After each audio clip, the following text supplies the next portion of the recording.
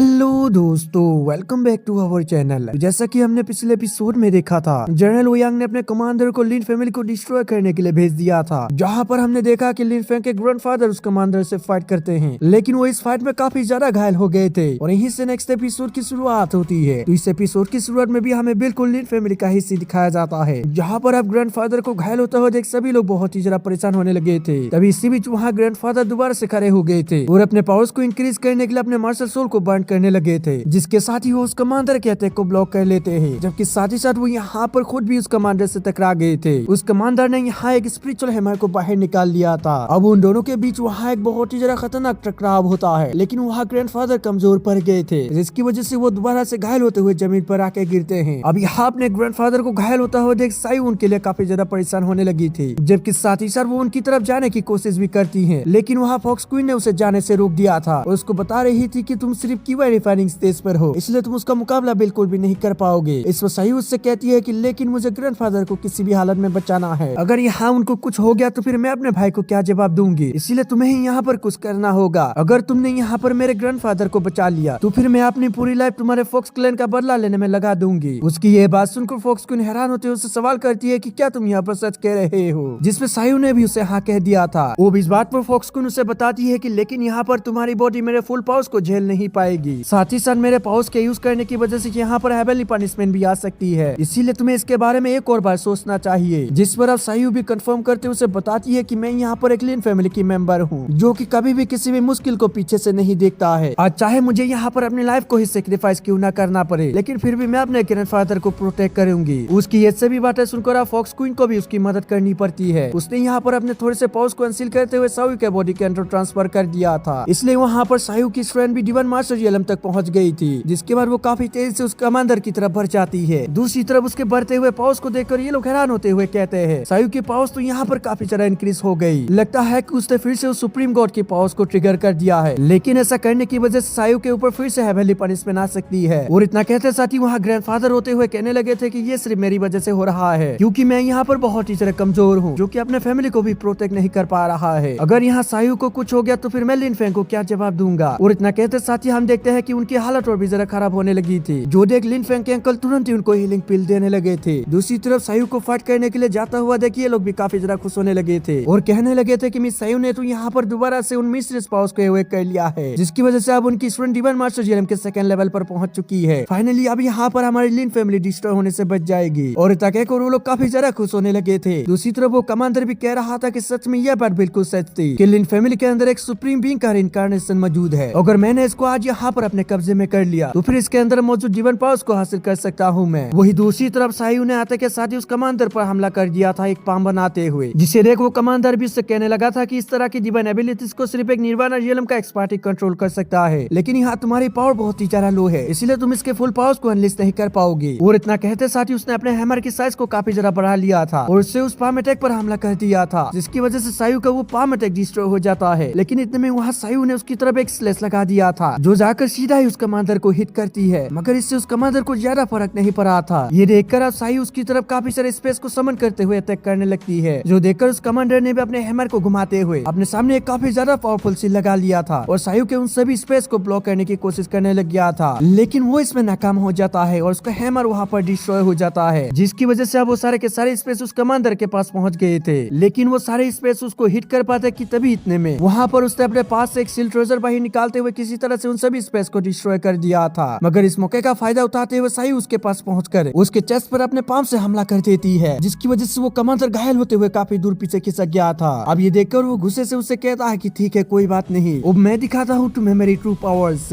और इतना कहते साथ ही उसने अपने सील ट्रेजर का यूज कर दिया था और असल में ये सील ट्रेजर 9 नेडर क्लैन से बिलोंग करता है, जिसे देख सायू भी काफी ज्यादा हैरान हो गई थी। और तभी वो कमांडर सायू से कहता है कि आज तुम्हारे सोल को यहाँ पर मैं इस माउंटेन सील को सेक्रीफाइस कर दूंगा और तुम्हारे अंदर मौजूद डिवाइन पावर्स को हासिल कर लूंगा। इतना कहते साथ ही उसने उस सील की पावर्स को एक्टिवेट कर दिया था, जिसकी वजह से वहाँ पर एक नेडर वॉल का रिवर अपीयर हो गया था, जिसके अंदर से अब एक बहुत ही ज्यादा खतरनाक डीमन के हाथ बाहर निकलकर सायू की तरफ आने लगे थे, जिसे देख सायू ने भी तुरंत ही उन हाथों की तरफ एक बहुत ही ज्यादा पावरफुल अटैक कर दिया था, जो जाकर सीधा ही उन हाथों को एक ही झटके में डिस्ट्रॉय कर देता है, जिसे देखकर अब वो कमांडर अपने सील ट्रेजर की पावर को इंक्रीज करने लगा था और लिन फैमिली के सभी मेंबर्स को जान से खत्म करके उनको रिफाइंड करने के लिए वहाँ पर एक अटैक रेडी करने लगा था, जो देखकर अब सायू भी तुरंत ही वहाँ पर उस अटैक की तरफ तरफ एक लेजर बीम से हमला कर देती है, लेकिन उस सतह का उस माउंटेन सील ट्रेजर पर कुछ भी असर नहीं हुआ था। उल्टा इसके इम्पैक्ट की वजह से सायु ही थोड़ी सी घायल हो गई थी। ये देखकर अब सेकंड सोल गुस्से से कहती है कि ये माउंटेन सील ट्रेजर बहुत ही ज्यादा स्ट्रॉन्ग है, क्योंकि ये एंशिएंट समय का ट्रेजर है। जो जानकर सायु भी हैरान होते हुए उससे सवाल करती है कि तू फिर इसका मतलब तुम भी उसका मुकाबला नहीं कर पाओगे। इस सेकंड सोल उसे बताती है कि तुम्हारी बॉडी बहुत ही ज्यादा वीक है, इसलिए मैं यहाँ पर अपने फुल पावर्स को अनलिस्ट नहीं कर पा रही हूँ। अगर मैंने ऐसा किया तो तुम यहाँ पर मारे जाओगे। ये सुनकर सायु उससे कहने लगी थी कि अगर तुमने यहाँ पर अपने डिवाइन पावर्स का यूज करते हुए इससे फाइट किया तो फिर तो तुम इसको हरा सकती हो ना। इस पर वो बताती है कि हाँ मैं ऐसा कर सकती हूँ, लेकिन ऐसा करने की वजह से हम दोनों के ऊपर हेवनली पनिशमेंट आ जाएगा, जिससे कि हम दोनों ही यहाँ पर मारे जाएंगे। वही दूसरी तरफ हम देखते हैं कि उस माउंटेन सील से दोबारा से एक बहुत ज्यादा खतरनाक रिवर बहने लगी थी, जिसे देखकर सायु सेकंड सोल को बताती है कि अगर हमने यहाँ पर कुछ भी नहीं किया तो फिर मेरे लिन फैमिली के सभी लोग आज यहाँ पर मारे जाएंगे। अगर वो लोग यहाँ पर मारे गए तो फिर मेरे जीवित रहने का क्या अर्थ होगा। फिर दूसरी तरफ से वो कमांडर हंसते हुए से कहता है कि तुम्हारे इस बॉडी के साथ तुम बिल्कुल भी उस सुप्रीम बीइंग के फुल पावर्स को यूज नहीं कर पाओगे, इसीलिए बेहतर होगा कि तुम यहाँ पर सरेंडर कर दो। शायद से ऐसा करने की वजह से मैं तुम्हारी जान बख्श दूं। ये सुनकर अब सायु उससे कहती है कि बाहर में जाओ, मैं कभी भी सरेंडर नहीं करने वाली। और इतना कहते साथ ही वहाँ पर उसके सेकंड सोल ने अपने डिवाइन पावर्स को अनलिस्ट करना शुरू कर दिया था, जो देखकर इधर से ग्रैंडफादर काफी ज्यादा परेशान होने लगे थे, क्योंकि ऐसा करने की वजह से हेवनली पनिशमेंट उसके ऊपर डेफिनेटली आ जाएगी और इसी वजह से सायु यहाँ पर मारी भी जा सकती है। और इतना कहकर वो लोग काफी ज्यादा परेशान होने लगे थे। वही दूसरी तरफ अब वो कमांडर उस नेदरवर्ल्ड के रिवर का यूज करते हुए वहाँ पर एक नेदरक्लैंड के जनरल को समन कर लेता है, जिसने वहाँ पर अपने स्वॉर्ड का यूज करते हुए तुरंत ही सायु के ऊपर हमला कर दिया था, लेकिन सायु ने उसके अटैक को किसी तरह से डॉज करते हुए पीछे आ गई थी। और तभी इसी बीच वहाँ पर हमें दिखाया जाता है कि लिन फेंग शाओबाई के स्पेस शिप पर सवार होते हुए अपने मार्शल सोल को समन करके वह काफी तेज से उनकी तरफ आ रहा था और कह रहा था कि सायु तुम अब पीछे हट जाओ, इस बंदे को मैं देख लूंगा। अब लिन फेंग को वहाँ आता हुआ देख सायु के साथ साथ लिन फैमिली के सभी मेंबर्स बहुत ही ज्यादा खुश हो गए थे और कहने लगे थे कि ये तो यंग मास्टर फेंग है, अब वो यहाँ पर आ चुके हैं तो हमारी लिन फैमिली अब डेफिनेटली बच जाएगी। वहीं पे ग्रैंडफादर भी उसको देखकर काफी ज्यादा खुश हो जाते हैं। दूसरी तरफ का सीन हमें दिखाया जाता है जहाँ पर कि लिन फेंग अपने हेवनली ब्लेड के अंदर हेवनली थंडर को समन करने लग जाता है। वही सायु परेशान होते हुए सेकंड सोल से सवाल करती है कि क्या यहाँ पर मेरा भाई उस बंदे को संभाल पाएगा, जिस पर वो बताती है कि तुम फिक्र ना करो, तुम्हारे भाई के पास एक गॉड लेवल का वेपन है, इसीलिए वो इस बंदे को बहुत ही आसानी से संभाल सकता है। वही दूसरी तरफ लिन फेंग को हेवनली थंडर को समन करता हुआ देख इधर से वो कमांडर हैरान होते हुए खुद से ही कह रहा था कि ये बंदा तो यहाँ पर हेवनली थंडर को कंट्रोल कर पा रहा है, लगता है कि इस बंदे को हराने के लिए मुझे थोड़ी सी मेहनत करनी पड़ेगी। और इतना कहते साथ ही उसने अपने उस नेदरक्लैंड के जनरल को लिन फेंग की तरफ हमला करने के लिए भेज दिया था, जबकि साथ ही साथ वो यहाँ पर एक एविल ड्रैगन के स्पिरिट को भी समन कर लेता है और उसको भी लिन फेंग पर हमला करने के लिए भेज देता है। लेकिन हम देखते हैं कि वहाँ पर लिन फेंग अपने हेवनली ब्लेड के अंदर हेवनली थंडर को पूरी तरह से समन करते हुए उस नेदरक्लैंड के जनरल को एक ही झटके में डिस्ट्रॉय कर देता है, जिसे देखकर उस कमांडर को एक बहुत ही बड़ा झटका लगता है और वो यहाँ पर हैरान होते हुए कह रहा था कि आखिर ये पॉसिबल भी कैसे हो सकता है, ये नेदरक्लैंड का जनरल तो यहाँ पर बहुत ही ज्यादा स्ट्रॉन्ग था, भला आखिर वो एक ही झटके में डिस्ट्रॉय कैसे हो सकता है। और इतना कहते के साथ ही उसका वो एविल ड्रैगन भी लिन फेंग के पास पहुंच गया था, लेकिन उसको भी यहाँ पर लिन फेंग के मार्शल सोल ने एक ही अटैक में डिस्ट्रॉय कर दिया था। उसको डिस्ट्रॉय करने के बाद वो बहुत ही ज्यादा कूल तरीके से उस हेवनली ब्लेड को अपने खोपचे में रख लेता है, मानो कि वो एक सोल्जर हो। अब उन दोनों डीमंस को इतने आसानी से खत्म करता हुआ देख लिन फैमिली के सभी लोग बहुत ही ज्यादा खुश होने लग जाते हैं और वहाँ पर ग्रैंडफादर खुश होते हुए कहता है कि लिन फेंग तो यहाँ पर बहुत ही ज्यादा स्ट्रॉन्ग हो चुका है, उसने यहाँ पर डिवाइन मास्टर जीएलएम के सेकंड लेवल को भी सरपास कर लिया है। जिसके बाद हम देखते हैं कि वहाँ मिस बिंगलुआन के ग्रैंडफादर का फ्लाइंग शिप भी पहुंच जाता है और उन लोगों ने भी यहाँ लिन फेंग के स्ट्रेंथ को देख लिया था, जो देखकर ये लोग भी काफी ज्यादा हैरान हो गए थे और कहने लगे थे कि यहाँ पर लिन फेंग का टैलेंट उसके फादर से बिल्कुल भी कम नहीं। दूसरी तरफ लिन फेंग के स्ट्रेंथ को देखकर सायु भी हैरान होते हुए कहने लगी थी कि मुझे यहाँ पर अपने भाई से अलग हुए सिर्फ 1 महीने का ही समय हुआ था, लेकिन फिर भी इसने अपने स्ट्रेंथ को इतनी ज्यादा इंक्रीज कर लिया है, वो भी इतने कम समय में। ये सुन सेकंड सोल उसे बताती है कि ऐसा लगता है कि तुम्हारे भाई को ड्रैगन पैलेस के अंदर कोई बहुत ही ज्यादा खास अपॉर्चुनिटी मिली है, जिसकी वजह से ही वो इतने कम समय में इतना ज्यादा स्ट्रॉन्ग हो गया। वही अब दूसरी तरफ वो कमांडर लिन फेंग के स्ट्रेंथ को देखकर बहुत ही ज्यादा हैरान हो गया था और वो घबराते हुए उससे सवाल कर रहा था कि आखिर तुम हो कौन। इस पे वो बताता है कि मैं लिन फेंग हूँ, जो सुनकर उस कमांडर को एक बहुत ही बड़ा झटका लगता है। उसे यहाँ पर विश्वास ही नहीं हो रहा था कि वो लिन फेंग है, क्योंकि लिन फेंग तो 1 महीने पहले बहुत ही ज्यादा कमजोर था, भला आखिर वो इतने कम समय में इतना ज्यादा स्ट्रॉन्ग कैसे हो सकता है। और दोस्तों इसी के साथ एपिसोड भी खत्म हो जाता है। अगर आप सभी को वीडियो अच्छा लगे तो लाइक कर दें और अगर आप चैनल पे नए आए हो तो सब्सक्राइब करते जाना। तो मिलते हैं किसी और वीडियो में, जब तक के लिए बाय।